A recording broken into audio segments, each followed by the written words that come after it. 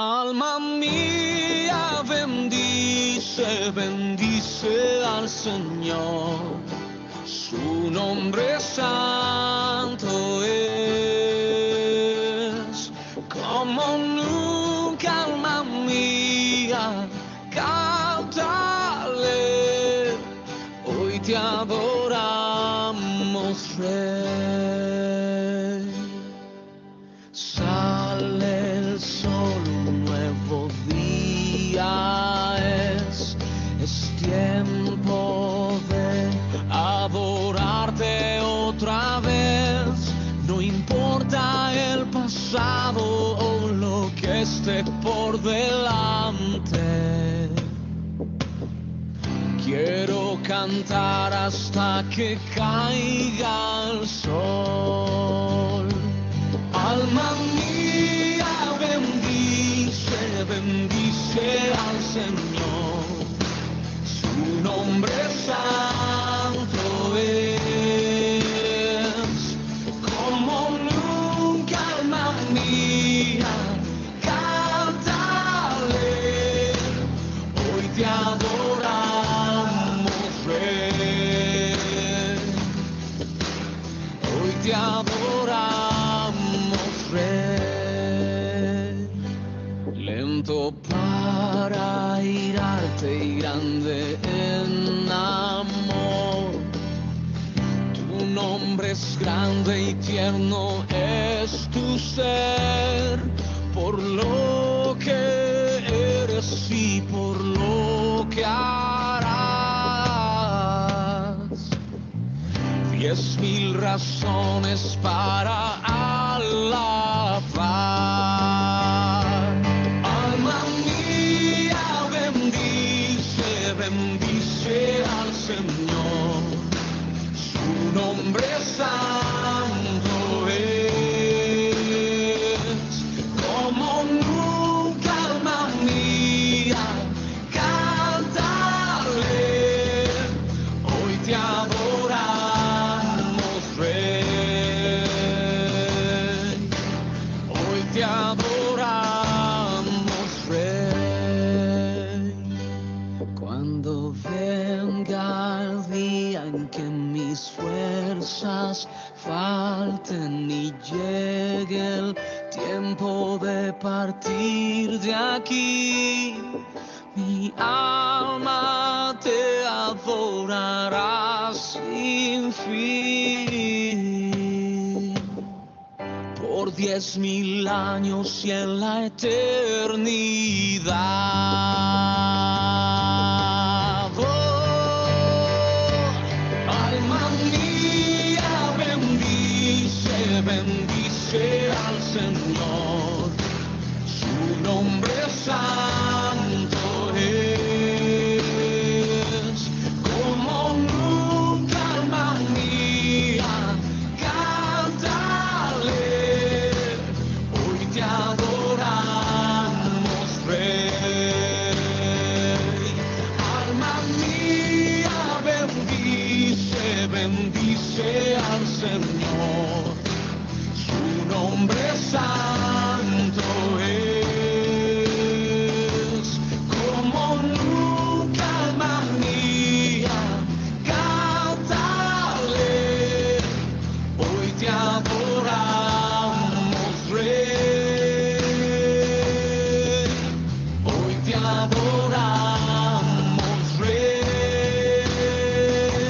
Hoy te adoramos, Rey.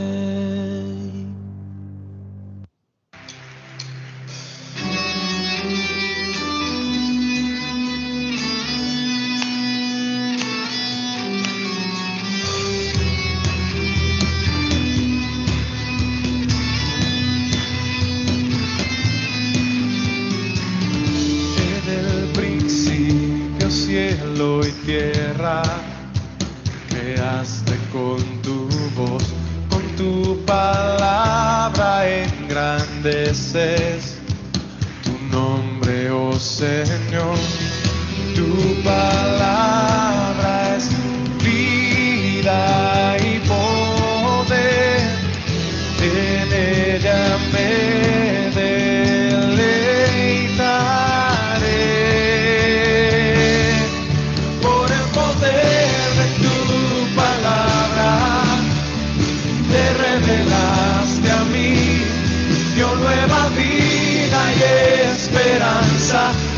corazón. Pongo mi fe en tus promesas, confiaré en ti, yo cantaré de tu palabra, será mi pasión, y haga para siempre en mí, luz a todo mi vivir, escrita en mi corazón, tuyo ahora soy, Señor. Cuánto amo tu palabra, es lámpara a mis pies, me guarda en todos mis caminos, más dulce que la miel, una espada poderosa, inconmovible, siempre fiel, por el poder de tu palabra, te revelaste a mí, dio nueva vida y esperanza a mi corazón. Pongo mi fe en tus promesas, yo confiaré en ti, yo cantaré de tu palabra, será mi pasión, y haga para siempre en mí, luz a todo mi vivir, escrita en mi corazón, tuyo ahora soy, Señor.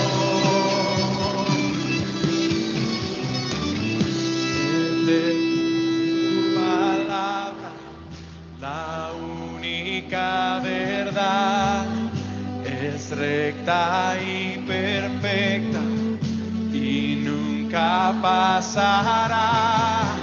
Me limpia y santifica, me da seguridad,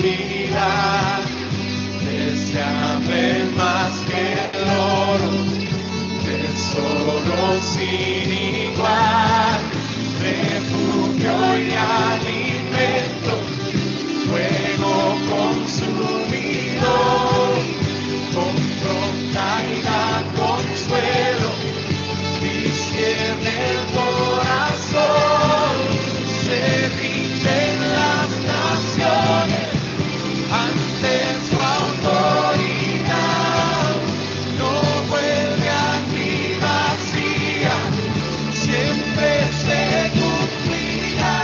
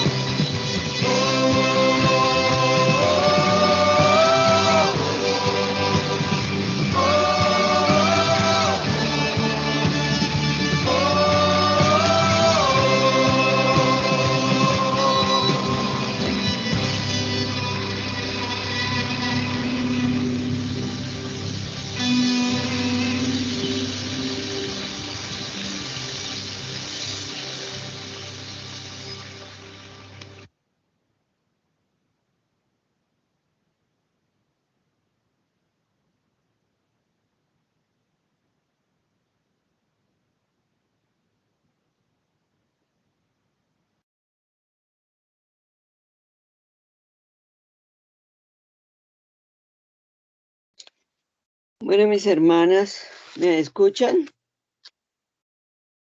¿Aló? Sí, Angelita, se te oye bien.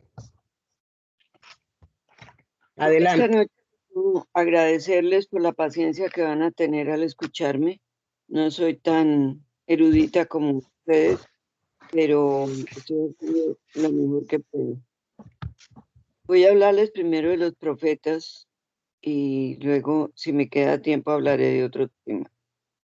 Vamos a orar para pedirle al Señor que bendiga este tiempo y que vamos a estar concentradas en su palabra y lo que Él quiere enseñarnos hoy.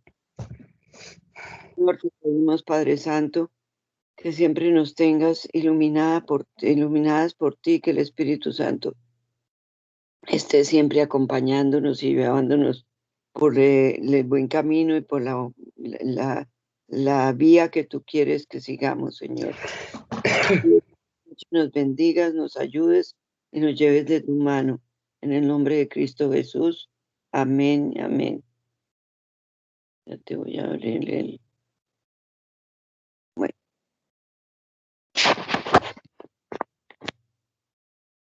Aquí estamos. Desde el principio hay profetas. Y queridas hermanas, en este tiempo que vamos a pasar juntas, quiero compartirles este estudio. Este estudio es de Henry Morris, fundador del Instituto de Investigación de la Creación, cuyo propósito es proclamar al mundo que Dios es el creador en oposición a lo que tratan de imponer los evolucionistas. Esta reflexión de hoy nos muestra que hubo profetas desde el principio de la creación, al mismo tiempo que se confirma lo que Dios afirma en Génesis, que el Señor creó el mundo en 6 días literales, contrario a lo que pretenden los evolucionistas. El Señor en Deuteronomio 18:18 dice: profetas les levantaré de en medio de sus hermanos, como tú, y pondré mis palabras en su boca, y él les hablará todo lo que yo le mande. Entendiendo primero esto, que ninguna profecía de las Escrituras es interpretación privada, porque nunca la profecía fue traída por voluntad humana, sino que los santos hombres de Dios hablaron siempre, inspirados por el Espíritu Santo. Dice en 2 de Pedro 1, 20 y 21. Deben distinguirse dos tipos de profecías. Cuando un profeta dice anticipadamente o predice, él está presentando el futuro a la luz del presente. Pero con frecuencia el mensaje profético consistía en reprender, reconvenir, aconsejar o amonestar, es decir, hablar más que predecir. Como tal, relata el presente a la luz del futuro. Es el tipo de profecía predictiva que proporciona un argumento muy sólido para la fe racional. Ni la intuición humana sobre el futuro, ni el control satánico limitado del futuro puede explicar los cientos de profecías bíblicas específicas que se han cumplido, literalmente y específicamente. Estas profecías solo podrían provenir por revelación divina de aquel que conoce y controla el futuro. En realidad, la profecía predictiva proporciona una doble defensa. No solo prueba el origen divino, la inspiración y la autoridad de las Escrituras, sino que dado que más de la mitad de las profecías convergen en la persona y obra del Señor Jesucristo, aboga por su deidad y mesianismo. Difícilmente se podría leer Isaías 52:13, 53:12 o el Salmo 22 sin reconocer que estos son relatos proféticos de Cristo en la cruz. Otros, igualmente específicos, se ocupan de otros aspectos de su vida y ministerio. ¿Qué dice Rosita Isaías 52:13?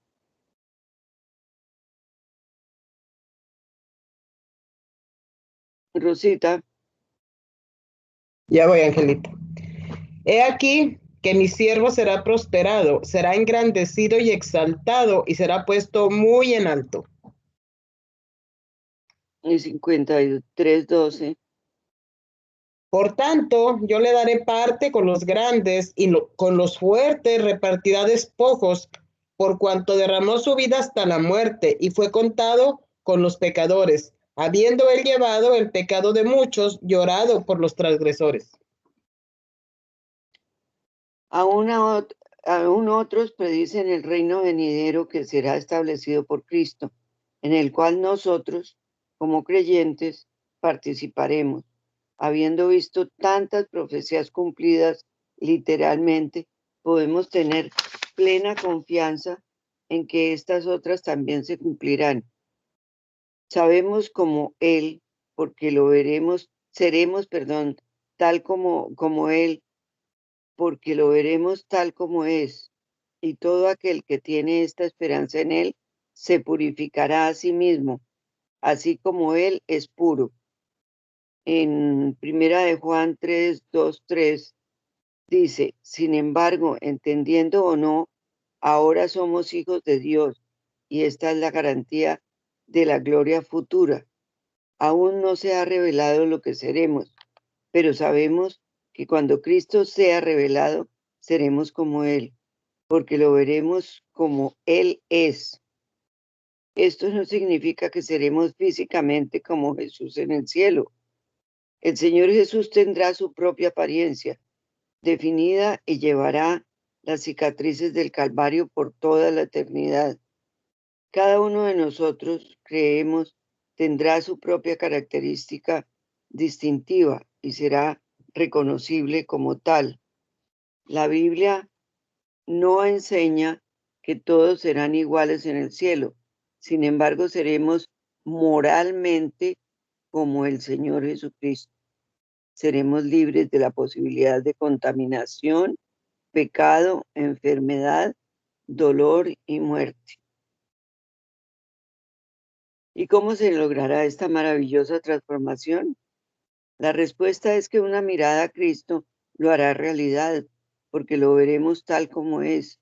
Aquí en la vida, el proceso de llegar a ser como Cristo está en marcha, mientras lo contemplamos por fe en la palabra de Dios.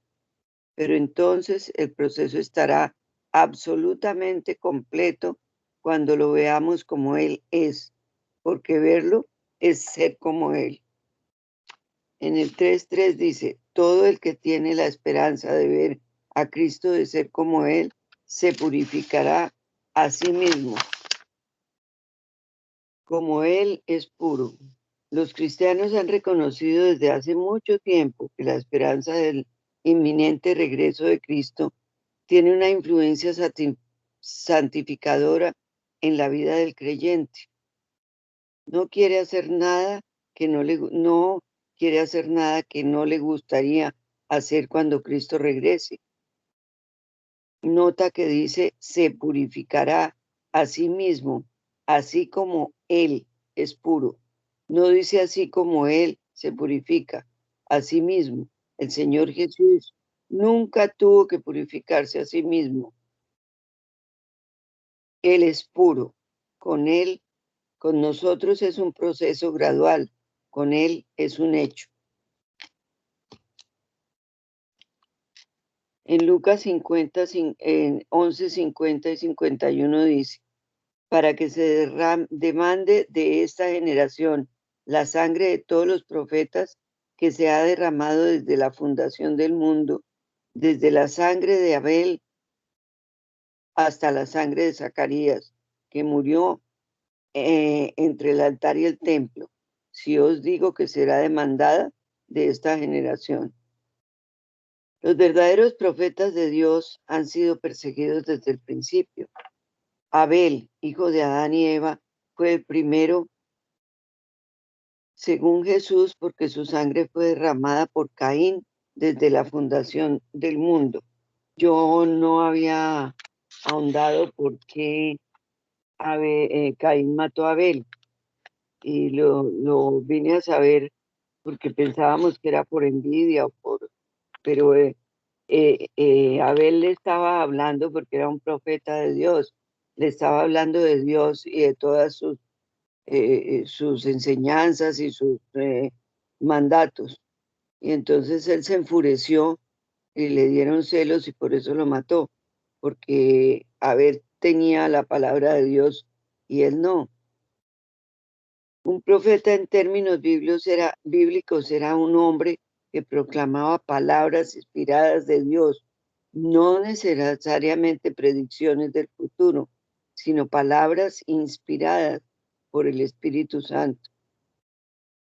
En primera de Pedro 1, 10, 11 dice, los profetas que profetizaron de la gracia destinada a vosotros inquirieron y diligentemente indagaron acerca de esta salvación, escudriñando qué persona y qué tiempo indicaba el Espíritu Santo de Cristo que estaba en ellos, el cual anunciaba de antemano los sufrimientos de Cristo y las glorias que vendrían tras de ellos. En segunda de Pedro 1, 19 al 21 dice, también la palabra profética nos más segura, a la cual hacéis bien en estar atentos como una antorcha que alumbra en lugar oscuro, hasta que el día esclarezca y el lucero de la mañana salga en vuestros corazones.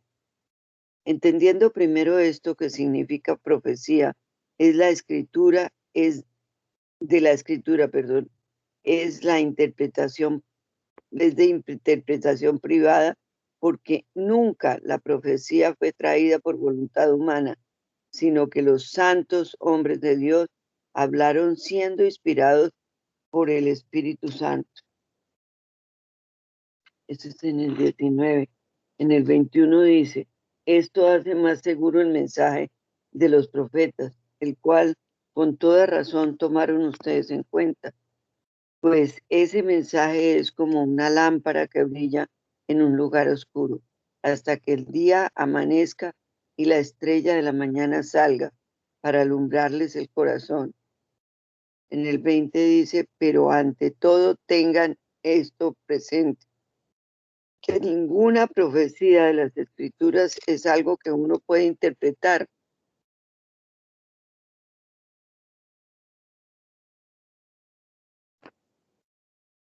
Según el propio parecer, porque los profetas nunca hablaron por iniciativa humana. Al contrario, eran hombres que hablaban de parte de Dios, dirigidos por el Espíritu Santo. Evidentemente, Abel estaba hablando las propias palabras de Dios a Caín, cuando este último lo mató con ira de celos. El Zacarías mencionado es probablemente Zacarías, hijo del sacerdote Joiada, quien fue apedreado cuando profetizó contra el pueblo bajo el reinado de Joás, en segunda de Crónicas 24, 20, 22, porque él fue el último profeta mencionado en el Antiguo Testamento como habiendo sido asesinado por su testimonio. Y dice así, entonces el Espíritu de Dios vino sobre Zacarías, hijo del sacerdote Joiada, y puesto en pie, donde estaba más alto que el pueblo, les dijo, así ha dicho Dios, porque quebrantáis los mandamientos de Jehová, no os vendrá bien por ello, porque por haber dejado a Jehová, él también os abandonará. Pero ellos hicieron conspiración contra él y por mandato del rey lo apedrearon hasta matarlo en el patio de la casa de Jehová. Así el rey Joás no se acordó de la misericordia que Joíada, padre de Zacarías, había hecho con él. Antes lo mató a su hijo, quien dijo al morir, Jehová lo vea y lo demande. Por tanto, el periodo abarcado por la declaración del Señor fue todo el periodo del Antiguo Testamento, desde la fundación del mundo hasta la venida de Jesucristo. La misma experiencia esperaba a la mayoría de los profetas usados por Dios para escribir las escrituras del Nuevo Testamento. Así reacciona el mundo a la palabra inspirada por Dios. Hay otra verdad importante en este pasaje. La sangre de los profetas de Dios comenzó a derramarse desde la fundación del mundo, no casi 5.000 años después de la fundación del mundo, como alegan los evolucionistas modernos. Esta es una sorprendente confirmación de que el mundo se hizo de principio a fin en 6 días literales. En el primer día hizo Dios el espacio, tiempo, tierra y luz. En el segundo día hizo la expansión de los cielos. En el tercer día hizo la tierra y planetas. En el cuarto día sol, luna y estrellas. En el 5 mar, animales voladores. Y en el sexto día animal, de tierra y hombres. Ver también en Marcos 10:6 y en Hechos 3:21 para confirmaciones incidentales similares a esta verdad. Pero al principio de la creación, varón y hembra los hizo Dios. Esto está en Marcos 10:6. A quien de cierto es necesario que el cielo reciba hasta los tiempos de la restauración de todas las cosas de que habló Dios por boca de sus santos profetas que han sido desde los tiempos antiguos. Hechos 3:21. La profecía bíblica, la principal prueba que Dios ofrece a su propia existencia y que la Biblia es su palabra profética, predice eventos con los siglos e incluso miles de años de anticipación. La profecía bíblica siempre se cumple a tiempo y en cada detalle. La profecía es absolutamente única en la Biblia y no se encuentra en otras escrituras religiosas, aunque algunos contienen profecías falsas. Los profetas de Israel ofrecieron cientos de profecías acerca del Mesías prometido para que él pudiera ser identificado más allá de toda duda, cuando vino como un niño humilde nacido de una virgen. Eso fue profetizado muchísimos años antes. Después de la resurrección, los apóstoles predicaron el Evangelio a todos en todas partes, como Cristo les había mandado.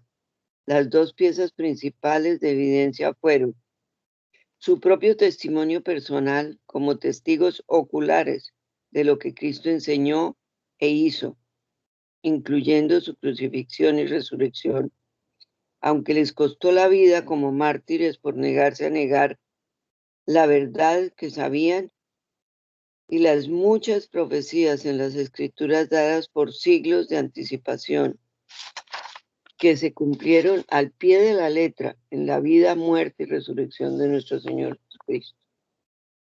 Hay versículos clave relacionados con las profecías en el Antiguo Testamento, en Números, Deuteronomios, Primera de Reyes, Segunda de Reyes, en Jeremías, en Daniel, en Oseas, en Malaquías.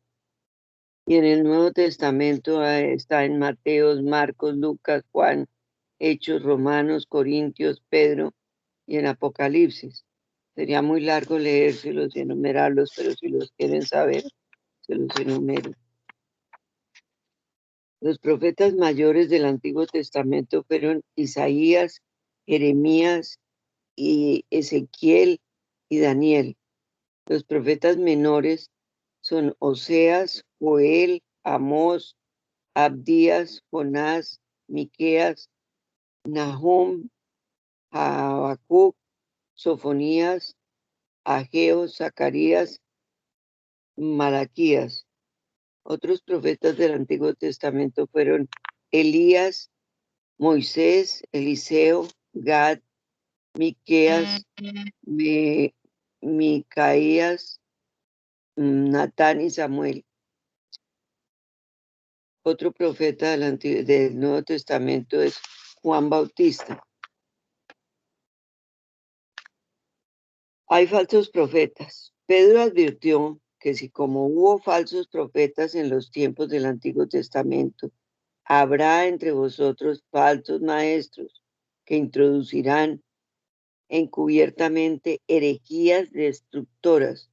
Segunda de Pedro 2:1. Pero hubo también falsos profetas entre el pueblo, como habrá entre vosotros falsos maestros, que introducirán encubiertamente herejías destructoras y aún negarán al Señor que los rescató, atrayendo sobre sí mismos destrucción repentina. Eso es de segunda de Pedro 2:1. En Juan 1:4 dice, el apóstol Juan declaró que ya en su día muchos falsos profetas habían salido por el mundo. En Juan 4:1 dice, amados, no creáis a todo espíritu, sino probad los espíritus si son de Dios, porque muchos falsos profetas han salido por el mundo. Cuanto más debemos tener cuidado con los falsos profetas, ya que las apostasías profetizadas de los últimos tiempos alcanzan su clímax en la preparación del mundo de una iglesia falsa para el anticristo. Conocer, amar y obedecer la palabra de Dios es la única manera segura de no ser descarriados. Cualquiera de las 6 marcas de los falsos profetas de la Biblia es una identificación suficiente. Primero, mediante señales y prodigios se extravía en pos de dioses falsos. En Deuteronomio 13:1-4 dice, cuando se levanten en medio de ti profetas o soñadores de sueños y te anunciare señal o prodigio y se cumpliere la señal o prodigio que él te ha anunciado diciendo, vamos en pos de dioses ajenos que no conociste y sirvámosles, no darás oído a las palabras de tal profeta, ni al tal soñador de sueños, porque Jehová vuestro Dios os está probando para saber si amáis a Jehová vuestro Dios con todo vuestro corazón, con toda vuestra alma. En pos de Jehová vuestro Dios andaréis, a él temeráis y guardaréis sus mandamientos y escucharéis su voz. A él serviréis y a él seguiréis. Segundo, las profecías no se cumplen. Deuteronomio 18, 20 y 22. El profeta que tuviere la presunción de hablar palabra en mi nombre, a quien yo no le haya mandado hablar, o que hablare en nombre de dioses ajenos, de el tal profeta morirá. Y si dijeres en tu corazón, ¿cómo conoceremos las palabras que Jehová no ha hablado? Si el profeta hablare en nombre de Jehová y se cumpliere lo que dijo, y no se cumpliere lo que dijo, ni aconteciere, es palabra que Jehová no ha hablado. Con presunción la habló el tal profeta. No tengas temor de él. Tercero, contradicen la palabra de Dios. En Isaías 8:20, conforme a esto, a la ley y el testimonio, si no dijesen conforme a esto, es porque no les ha amanecido. Isaías 8:20. Cuarto, dan malos frutos. Mateo 18:20. No puede el buen árbol dar malos frutos, ni el árbol malo dar buenos frutos. Todo árbol que no da buen fruto es cortado y echado al fuego. Así que por sus frutos los conoceréis. Quinto, todos los hombres hablan bien de ellos. Lucas 6:26. Ay de vosotros cuando todos los hombres hablen bien de vosotros, porque así hacían los padres con los falsos profetas. Sexto, niegan que Jesús es el único y verdadero Cristo. Ha venido en carne una vez por todas. Esto está en Juan 4:3. Y todo espíritu que no confiesa que Jesucristo ha venido en carne no es de Dios. Y este es el espíritu del anticristo, el cual vosotros habéis oído que viene y que ahora ya está en el mundo. Primera de Juan 4:3. Qué trágico que la carta personal de amor y la guía de Dios a los suyos, que es la Biblia, sean tan descuidadas hoy por aquellos que llamamos cristianos, que nosotros también a veces estamos incluidos en ello.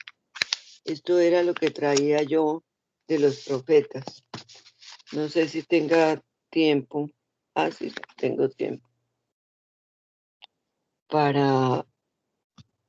Pues se trata de lo mismo, pero distinto.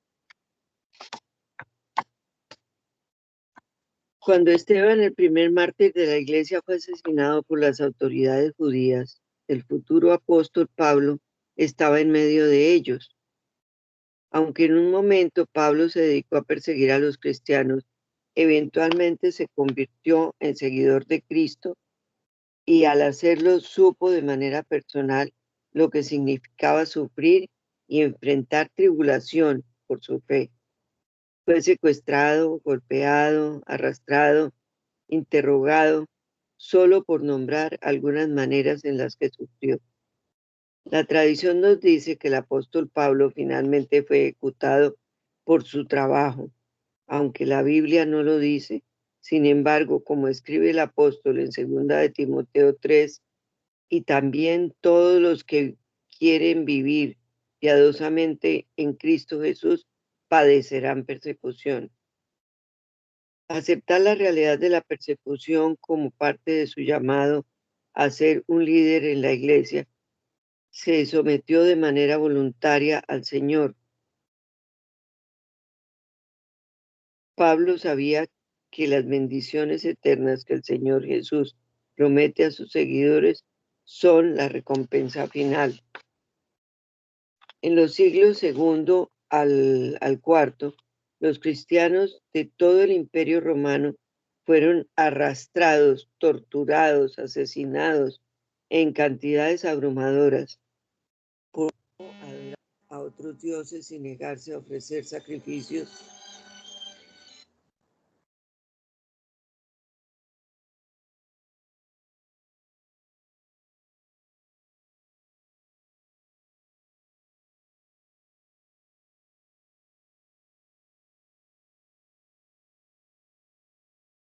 Le entró una llamada a Angelita y la sacó. Vamos a esperar un momentito que se vuelva a conectar.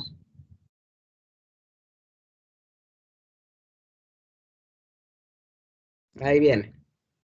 Ya. En aquella época los líderes del Imperio Romano eran líderes de culto y su religión giraba en torno a los rituales, sacrificios públicos. Miles de cristianos se negaron a participar, arriesgando y entregando sus vidas al negarse a reconocer a nadie más que al Señor Jesucristo. Todo esto estaba anunciado por los profetas. Pero los esfuerzos de las autoridades no funcionaron.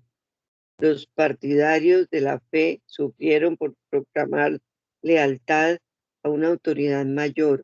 El emperador y la iglesia primitiva creció. De hecho, en el año 337 después de Cristo, el emperador se convirtió al cristianismo. En la década de 1920, los cristianos eran una parte dominante de la cultura alemana, pero a medida que crecía su poder, Adolfo Hitler y el partido nazi intentaron eliminar la iglesia. Durante un tiempo, el nuevo régimen fingió trabajar con instituciones religiosas para obtener un apoyo, pero al final intentó reprimir y asimilarlos. Pastores como Dietrich Bonhoeffer se opusieron a estos esfuerzos por poner a la iglesia bajo el Estado. Evidenció el fanatismo del nazismo en sus escritos y predicaciones. Dirigió el seminario clandestino y comenzó un movimiento cristiano que trabajaban efectivamente contra la persecución de Hitler contra los judíos. Él fue encarcelado por sus acciones, pero incluso mientras sufría, perseveró en la fe, creyendo que el bien ganaría. Mientras estaba en prisión, escribió: tal como lo veo, estoy aquí con algún propósito y solo espero poder cumplirlo. No debemos ni por un momento perder de vista las grandes cosas para las que vivimos. Él permaneció fiel en todo momento, enfatizó que la vida cristiana consiste en obedecer al Señor Jesucristo. Desde hace tiempo se entiende que la persecución atrae a los no cristianos a una nueva fe que resulta el crecimiento, se entiende que la persecución atrae a los no cristianos a una nueva fe que resulta en el crecimiento de la iglesia, pero puede haber sido lo que motivó al historiador del siglo II, Tertuliano, a escribir: la sangre de los mártires es la semilla de la iglesia, y en muchos sentidos los problemas que enfrenta hoy en día la iglesia perseguida con similares a las prácticas anticristianas del Imperio Romano. Sin embargo, estas historias son complicadas y puede parecer imposible regocijarse ante tanto sufrimiento. Cuando el Señor Jesucristo predicó la bienaventuranza, no estaba ofreciendo un cliché a sus seguidores, pidiéndoles que sufrieran en silencio y lo alabaran de todos modos. Tampoco prometía que el que más sufriera recibiría mayor recompensa. Les estaba pidiendo a los creyentes que recordaran que están llamados a ser diferentes, a vivir de una manera que no sea la del mundo. Tenemos un llamado similar a la realidad, es que nuestro mundo caído no siempre entenderá nuestro tipo de lealtad, pero sintámonos animados a recordar que somos ciudadanos del cielo y nuestra historia se extiende mucho más allá de la vida terrenal. Imagínense que se ha reunido con sus seres queridos para tener una gran comida familiar, del tipo que a menudo se comparte en Navidad.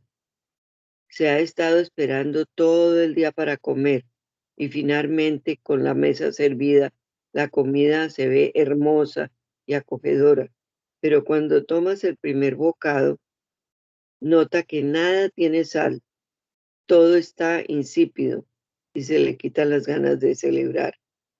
De la misma manera que la sal mejora el sabor de la comida, el mundo necesita la presencia de cristianos fieles para resaltar lo bueno de la creación y que le diga al mundo: gustad y ved que es lo bueno Jehová. Quizá esto es lo que Jesucristo se refería cuando llamó a sus seguidores sal de la tierra.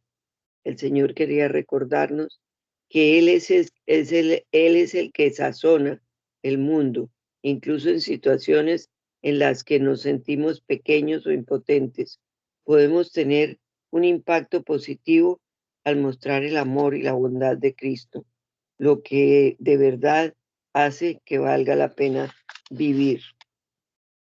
A lo largo de la historia, no me estoy extendiendo mucho, a lo largo de la historia las iglesias han servido como campeonas y preservadoras del arte y la cultura. De hecho, muchas de las mejores obras artísticas y musicales fueron influenciadas por la fe y las sagradas escrituras. Y más allá de las bellas artes, los cristianos han contribuido de manera significativa a campos tan diversos como la ciencia, la medicina, la literatura, la filosofía y los negocios. Les sorprenderá saber que la mayoría de los ganadores de premio Nobel del siglo XX se identificaron como seguidores de Cristo. El Señor nos creó a cada uno para ser únicos, para tener ciertas habilidades y talentos por medio de las cuales influenciamos al mundo. Todos los días podemos usar estas habilidades para glorificar a Dios y compartir su gozo. Cuando lo hacemos, realmente tenemos la oportunidad de ser como la sal, mejorando y agregando riqueza al mundo que nos rodea. Los estudiosos piensan que Cristo pronunció el Sermón del Monte en algún lugar a lo largo de la costa norte del mar de Galilea. Mientras hablaba de la ciudad sobre la colina, su audiencia probablemente pensó en las ciudades cercanas de Decápolis u otros centros del Imperio Romano, centros de negocios y comercio, llenos de gente en muchas partes del mundo. La palabra de Jesús también podía haber transmitido una sensación de anhelo a la audiencia predominante y rural. Habrían conocido la imagen de la ciudad distante, sirviendo como punto de referencia y ayudándose a orientarse mientras viajaban de un lugar a otro. Por ello, esta descripción es sorprendente cuando se aplica a los seguidores de Cristo. La luz más evidente en un lugar oscuro. A medida que aumenta la oscuridad, uno se vuelve más consciente de la luz y confía en ella para orientarse y usarla de referencia. Esto es lo que el Señor llama a los cristianos a encarnar. Debemos servir como fuentes de orientación en un mundo que puede parecer sin rumbo. Las lámparas eléctricas no se inventaron hasta el siglo XIX, por lo que para el judío del primer siglo, la luz y las lámparas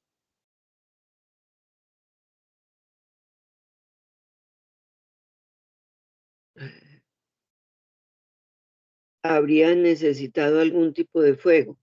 La gente, al considerar las palabras del Señor, habría tenido en cuenta el poder y la potencial del fuego, así como podemos usar una vela para encender otra sin reducir el brillo de la primera.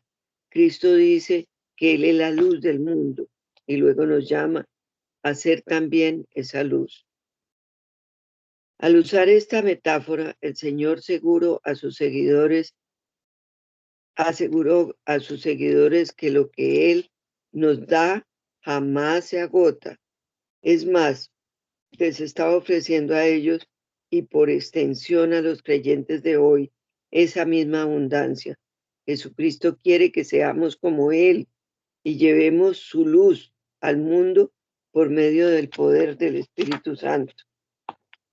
El Señor Jesucristo nos dice, para que la luz sea efectiva y útil, es decir, para cumplir su propósito, la fuente de la luz debe tener ciertas cualidades. El fuego no puede ocultarse debajo de una canasta, porque debe verse para que sea útil. pero esta fuente también puede ser destructiva si no está en una lámpara que se pueda regular y acomodar. El Señor dice que la luz se colocará en un soporte para que pueda iluminar toda la casa. La audacia del Señor Jesús habría entendido la relación del fuego y la luz, ya que habría sido parte de su ritmo diario para garantizar que las fuentes de la luz se manejaran de manera adecuada y segura. Para que sea una luz adecuada, las llamas no pueden destruir las cosas que iluminan. Por el contrario, el fuego debe servir a su entorno revelando lo que realmente está allí. Y a esto es lo que el Señor también nos llama, a iluminar a los que nos rodean, a compartir su amor con un mundo que necesita tomar conciencia de su palabra y de su presencia. Para finalizar, Jesucristo siempre está en nuestro lado. No importa cuán intensa sea la persecución o la crítica o a la que nos enfrentamos, Cristo no nos dará la espalda. Ningún otro amigo puede hacer una afirmación como esta. Amén. Eso era todo lo que les tenía para hoy. Angelita, muy buen mensaje, muy bonito. Muy profundo y creo que nos hacía falta en este tiempo de tanto profeta falso, entender que dice lo que leíamos en 1 de Pedro, que nunca la profecía fue traída por voluntad humana, sino que los santos hombres de Dios hablaron siendo inspirados por el Espíritu Santo. Entonces, toda la profecía verdadera es inspirada, pero ya está escrita. La palabra de Dios, esa es la profecía, la Biblia. Y mira cuánto se ha distorsionado ahora que te profetizan tantas cosas y la gente, las masas de gente se van sobre cualquier profeta porque el profeta me dijo y me profetizó y yo sé que estoy esperando esto porque me dijeron y nada que ver con la palabra. Mira cómo se ha ido distorsionando. Y bueno, eso está de verdad muy buena la enseñanza. Entender desde cuándo empezó la profecía, quién la inspiró, quién la ha sostenido, y toda la profecía de Dios se cumple, porque por eso hablaste de los falsos. Y toda la profecía ya está dada, Rosita. Ya Según está entiendo, escrita. en este momento no hay profeta. Ya la profecía fue dada por Dios y ya no hay más sino que se cumpla. Así es, solo que tú tomes la Biblia, estás profetizando la palabra de Dios, lo que dice la palabra de Dios, no inventando para animar a la gente, para manipular a la gente, pero sí estamos viviendo esos tiempos peligrosos. Esa es una tremenda enseñanza y pues la otra también me encantó lo que dijiste al último. Fíjate que no había pensado en eso. Lo último que dijiste que pues si este mundo está en tinieblas y nosotros somos la luz, somos portadoras de la luz, que tenemos que alumbrar en las tinieblas, llevar el mensaje de salvación y todo, pero lo que me resaltó fue lo que dice que cuando una luz no la puedes poner abajo de la mesa, tienes que colocarla encima para que alumbre, pero tiene que tener un soporte, tu luz, para que alumbre. Eso me encantó. Para que pueda resistir, ¿sobre qué estás tú poniendo tu luz? O sea, sobre el fundamento, estás conectada a la fuente, sino aunque digamos que somos luz, pues somos pabilos apagados, porque si no tenemos esa luz, no estamos alumbrando, no estamos brillando en la oscuridad de tanta gente que nos rodea, que no conoce al Señor, pues entonces todavía está escondida nuestra luz abajo de la mesa. Y de abajo de la mesa, fíjate qué profundo, eso puede ser una tremenda enseñanza. De tener la vela abajo de la mesa, la luz, para subirla, ese es un proceso. Porque hablaste del soporte, sobre qué está nuestra fe, sobre qué estamos, de dónde estamos conectándonos a esa luz. Porque Cristo es la luz, dijo, yo soy la luz del mundo. Y todo aquel que cree en él, pues dice ustedes también son la luz y la sal. La sal también es muy interesante ver que el Señor es el que pone el sazón en el mundo. Y bueno, la responsabilidad del compromiso es que somos nosotros los portadores y los encargados de llevar esto. Esa es una gran responsabilidad que a lo mejor no hemos podido, no hemos como tomado la responsabilidad en serio, no nos hemos comprometido o lo tomamos muy a la ligera. Y no como los mártires, hablaste de los mártires también, ¿verdad? Que con su vida pagaron, pero ellos ya sabían, ellos estaban entendidos, como decía el apóstol Pablo, pues yo ya estoy para ser eliminado, pero cumplió. Entonces es un gran mensaje que nos trajiste, Angelita, muy profundo para estarlo masticando poco a poquito. Eh, la comida sólida es un poquito más difícil de digerir, pero yo creo que sí tenemos que tomar en cuenta lo que Dios nos habló esta noche, ¿verdad? Mira, nada nos debe de asustar porque todo lo escrito se va a cumplir. El Señor nos habló muy claro, ¿verdad? ¿Cuáles son los falsos profetas en este tiempo? ¿Verdad? Nos diste detalladamente cuáles son los frutos y cómo podemos también nosotros conocerlos y qué estamos comprometidos a llevar. Las buenas nuevas, que es la profecía, escrita desde el principio. Eso también me encantó cómo explicaste lo de Caín y Abel, porque es verdad que Abel llevaba un corderito, cuidado, y eso tenía relación con el sacrificio de Cristo, y eso le agradó a Jesús, a nuestro Padre, pues, y el otro se enceló por eso. Pero ya desde ahí se estaba profetizando que tenía que haber un cordero sin mancha, un cordero bien cuidado para lo que iba a suceder, y eso era en el principio. Imagino, está bien buena tu enseñanza. Muchas gracias, Angelita. Gracias porque, Justo. primero, pues, para ti, que, que la estuviste, leyendo y estudiando y hace 3 jueves que le ibas a dar y hasta hoy era el día.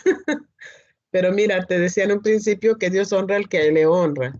Y hoy tuviste la oportunidad de cancelar y decir, ¿sabes qué, Rosita? Voy con Jairo, Pero le dijiste a Jairo, no. Entonces el Señor ve eso, ¿verdad? Tu compromiso y tu corazón. Así que, pues, todo en manos del Señor, todas las situaciones que necesitas que se resuelvan, las ponemos en el altar. Pero Amén. con la satisfacción que le diste al Señor este día, en primer lugar. Amén. Sí, gracias a él estuve toda la tarde leyendo y mirando. Y bueno, el Señor Pues es me ayuda. lo que comentamos que es un privilegio, Angelita, que el Señor nos permite hablar de su palabra y aprender. ¿O no es así, Sí. mis hermanas? Claudita, Cristi, está Lupita y está Nancy. Tenemos 4. Se Ninguna más. desconectó Vanessa. ¿Algún A ver, comentario? Amén, amén. Amén. Yo tengo un comentario. A mí me gustó mucho oír lo de la sal de la tierra, porque en realidad, definitivamente, a veces cuando uno dice que los cristianos son muy simples, es porque no tienen esa sal, no damos esa calidad que el Señor nos da. Y definitivamente, así como cuando uno se sienta a la mesa y le asiste la comida se ve espectacular, si uno la prueba y no tiene sabor a sal, como que no vale la pena comerla, ¿cierto? Como que no te animas a comerla. Así somos nosotros los cristianos, tenemos que dar ese saborcito, que cuando hablemos con las personas, cuando la gente esté con nosotros, pueda encontrar esas cosas, ese saladito que hace que tengamos un sabor.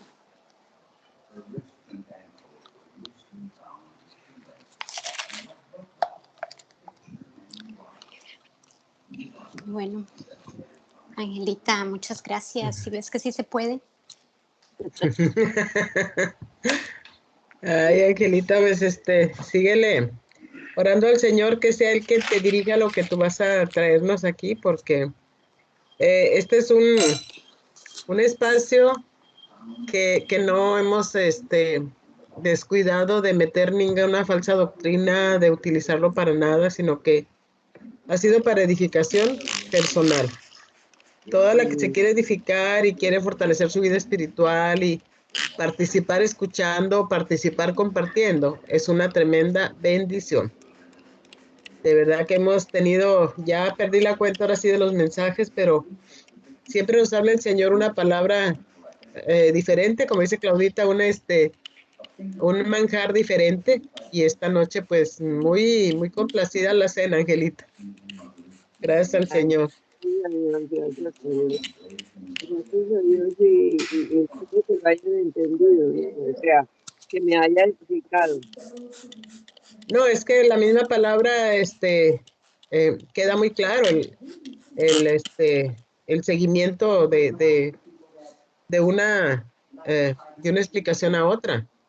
Explicaste los profetas y y bueno, también aprendí que Zacarías fue el último profeta. No sabía, yo conozco muchos profetas. Los podemos recitar, ¿verdad? Que los profetas mayores, los menores, pero no había entendido que Zacarías fue el último profeta. Y bueno, del antiguo, ¿verdad? Porque del nuevo, Juan el Bautista. Y siempre aprende uno algo nuevo.